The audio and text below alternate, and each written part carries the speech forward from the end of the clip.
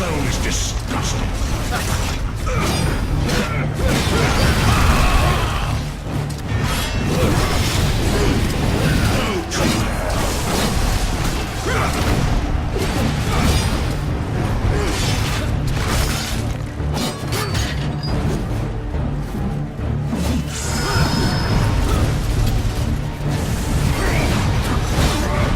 Back to hell, demon.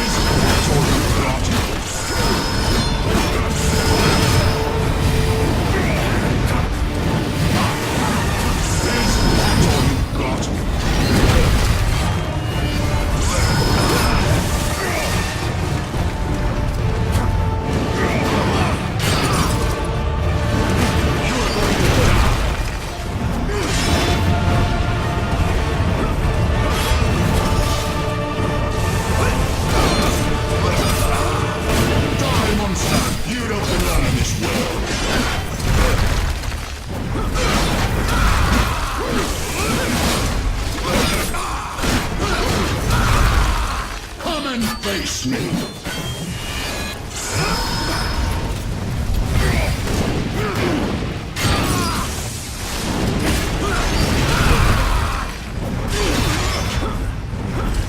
Die, monster! You don't belong in this world.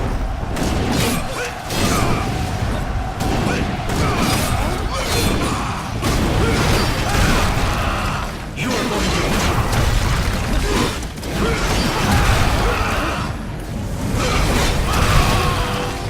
to face me.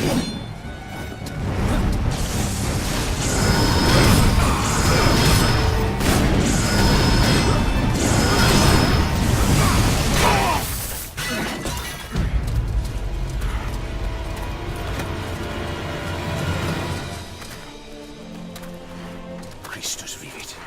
Istus regnat. Christus ab omni malo te defendat. Maledicti et excommunicati daimones. In virtute historum factorum Dei I was nominum. like you once.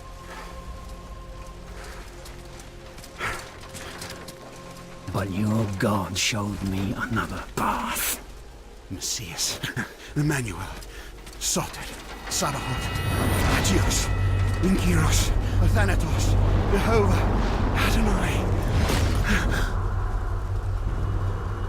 That's why the power of your God cannot destroy me, because I am his chosen one. Et ab omni loco Ubi fuerunt haec nomina et digna Dei, precipibus vobis, atque legamus vos ut non habeatus. Ut is datum per pestem, nec per aliquod, quod eamque maleficium nocere incantationem neque, in anima nec in corpore.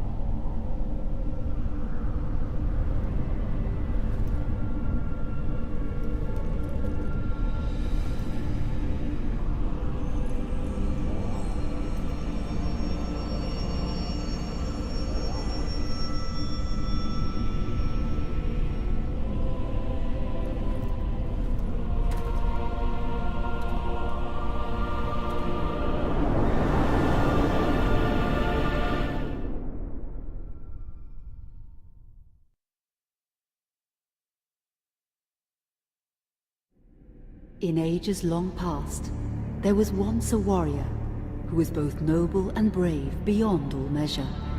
His deeds of heroism and skill in combat were legend. His name was whispered within the hallowed halls of men for countless generations. Yet now his name is lost. Lost in the mists of time forever. It is said that destiny delights in the misfortunes of men, and so it proved true for Gabriel Belmont. For even after defeating the Lords of Shadow and ending their reign of terror, his soul was consumed by the very darkness that he sought to destroy. As that ancient prophecy foretold, whomsoever defeats the Lords of Shadow will sit upon their throne to rule as the Prince of Darkness. But before fate had played its hand, and unknown to Gabriel, his beloved wife Marie conceived a son by him. The Brotherhood of Light warned her of that ancient prophecy and the terrible fate which lay before her husband. So, with heavy heart, she concealed her pregnancy. For it is written that only the blood of that lineage has the power to defeat the Prince of Darkness. Thus, when newly born, the child Trevor was hidden from his father and raised a holy warrior of the Brotherhood in secret, so that one day he would be ready to stand against his own blood, as foretold. That day would come, some 25 years later, for what had once been Gabriel Belmont was now a powerful vampire known as Dracula, the Dragon. The Brotherhood of Light fought against the onslaught of his dark armies, which laid waste to towns and villages across the land, but to little avail. Trevor was now fully grown to manhood, and the truth of his origin and destiny of the Belmont clan was finally revealed to him. So he set out to confront his father and end his family's shame forever. But Trevor failed and was mortally wounded in the confrontation with his father. He was no match for Dracula's terrible power. Yet, as he lay dying, Trevor finally revealed his true identity. Dracula was driven mad with grief and rage over the revelation. He desperately sought to save his dying son by giving him his own lifeblood. But it was too late, or so he thought. Dracula buried his son within the walls of his great castle, and then swore bloody vengeance upon the world. Raising an army of creatures beholden only to him, he struck with fury and merciless cruelty at humanity. He vowed to hunt God's children for all eternity. But fate still had one last card to play. Dracula's blood had power, and that power now coursed through the veins of his dead son, slowly reviving him over many years, until one night he emerged once more into the world, not as a man, but as a creature like his father. What had once been Trevor Belmont was now gone forever. He was now a vampire like his father. Though he swore that he would not be like him, he would take the name Alucard. He would be a force for good, opposing his father's capacity for evil. In that very moment, Alucard swore to destroy Dracula. But fate had something else in mind. Meanwhile, Trevor's own son grew into a fearsome warrior with a reputation that far exceeded even that of his illustrious father. Simon Belmont knew little of his own lineage, nor his importance in the events to come. All he knew was that his mother had died at the hands of Dracula's minions when he was but an infant, and his father had been killed in single combat with Dracula. Found and raised by the people of White Mountains, Simon had but one purpose in life: to destroy Dracula for the murder of his parents. After years of training in the arts of war, Simon set off for Dracula's castle and a date with destiny. Once in the castle, Simon met Alucard, and knowing little of the true identity of his companion, joined forces with him. Blood bound them together, and fate took a hand once again, as finally they met their dreaded foe in mortal combat. Simon defeated Dracula with his whip, and yet Alucard sensed that all was not as it should be. Dracula would return.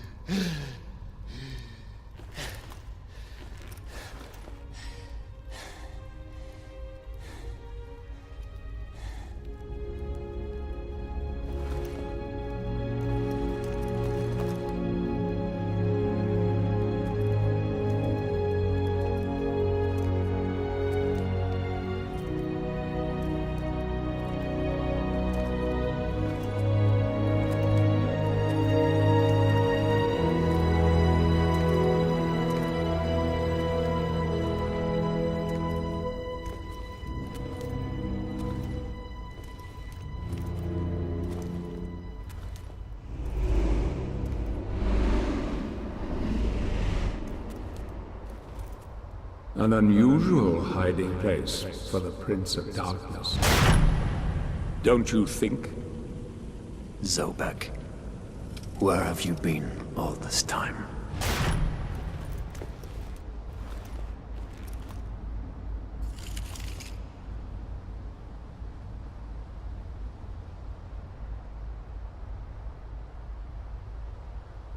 And what of you? Why have you been hiding all this time? Gabriel. Don't you dare call me that. I sind Dracul.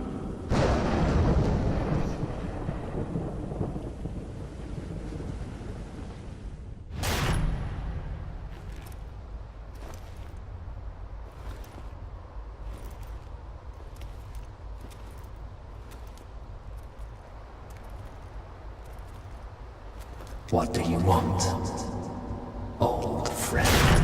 Satan's acolytes are readying for his imminent return. Help me stop him. Or you and I will become his favorite pets. For all eternity.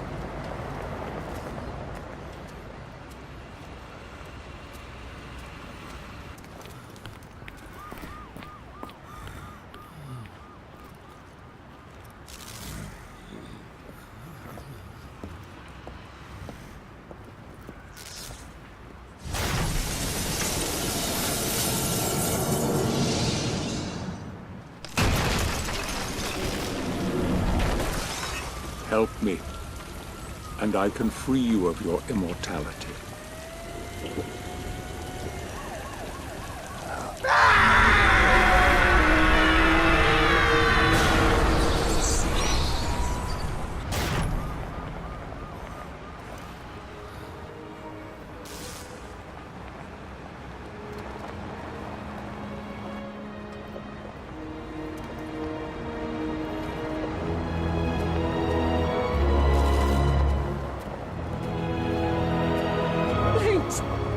God help you, sir.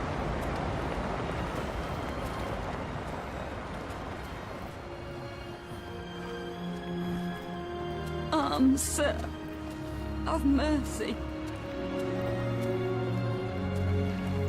Here, join some gear.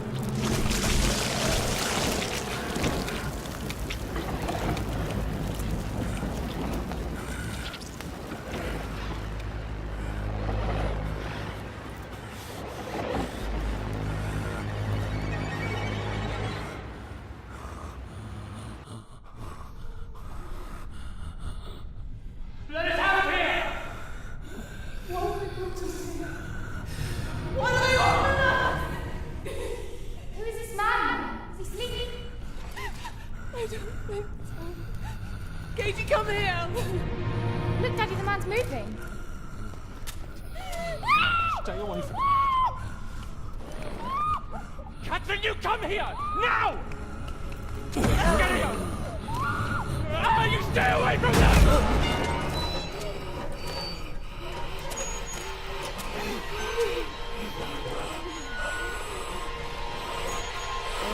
Help! Please, come on! No!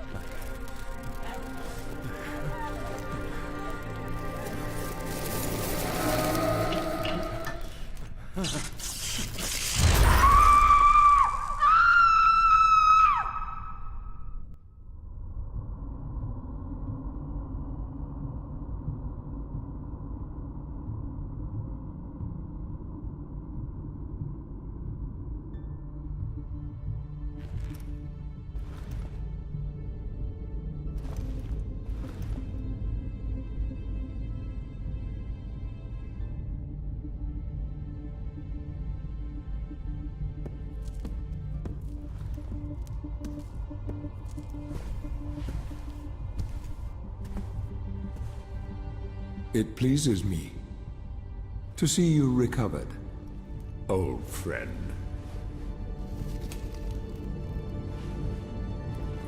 Indeed, old friend. No!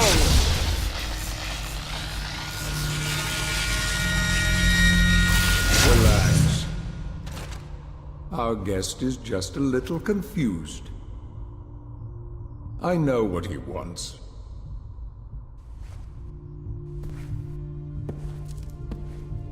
You see before you the legendary vampire killer. Your old weapon, if you recall. The only weapon capable of ending your immortal life. You thought it destroyed. But you see, you can have the eternal rest you crave after all.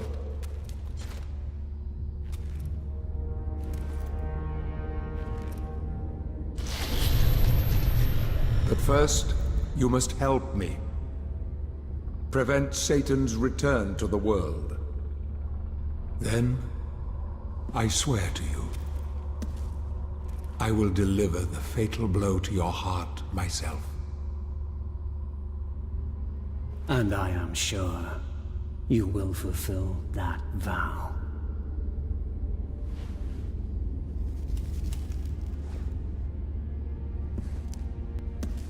Since you sent Satan back to hell 1,000 years ago, his human offspring, or acolytes as they call themselves, have been dormant. I suppose that all of us, feared your wrath and great power. But not now. Now, even my bodyguard is more than a match for you. The acolytes know you are weak and are preparing for their father's return. Now they fear nothing. Don't they fear the mighty Zobek?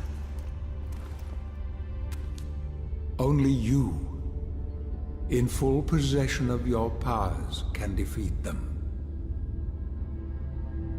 Follow me, please.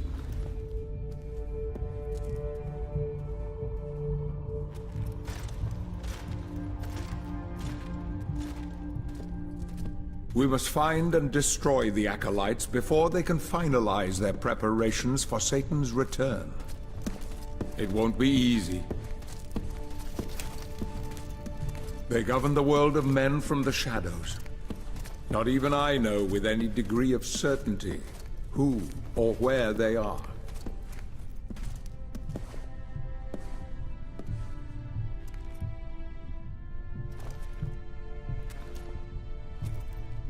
They won't come out into the light unless we can force their hand. The acolytes must never know who hunts them down. The element of surprise will give us the advantage. Until you are at full strength again.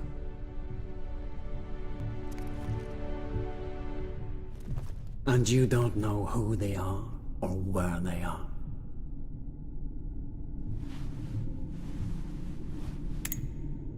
Did you know that this city is built upon the foundations of your castle? The acolytes are focusing their attentions here for very good reason. Satan has specifically chosen this place for his return. He means to enslave you first, to humiliate you for what you did to him. Let's get on with it.